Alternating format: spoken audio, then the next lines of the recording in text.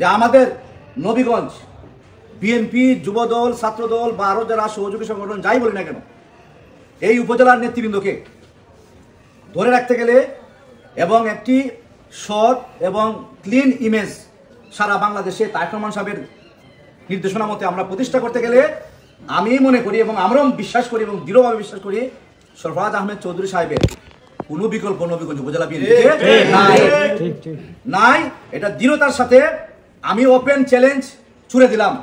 যদি কেউ চ্যালেঞ্জ নিতে চান আমি সেই চ্যালেঞ্জ গ্রহণ করব। আপনারা যুক্তি দিয়ে খণ্ডন করবেন, আমি যুক্তি দিয়ে আপনাদের সাথে খণ্ডন করার চেষ্টা করব যে উপজেলা বিএনপির 1 নম্বর ব্যক্তি হিসাবে সরফরাজ আহমেদ চৌধুরী সাহেবের যদি কেউ নবীগঞ্জে উপজেলা 923 জন আছি তো আমরা উপজেলা বিএনপির কমিটিতে ভোটার কাউন্সিলর, এরাই তো 13টা ইউনিয়ন, 13টা ইউনিয়নের মধ্যে যদি কেউ দেখাইতে পারেন যে উনার চেয়ে ভালো এবং ব্যক্তিত্ব সম্পন্ন সৎ জিয়াউর রহমান সাহেবের দল তথা ধানের শীষের প্রতি নিবেদিত ব্যক্তি যদি কেউ দেখাতে পারেন, আমি মুশাহিদ আলম মুরাদ উপজেলা যুব দলের আহ্বায়ক হিসাবে এই মুহূর্ত থেকে যদি প্রমাণতে পারেন আমি স্বেচ্ছায় আমার পদ থেকে আমি পদত্যাগ করব।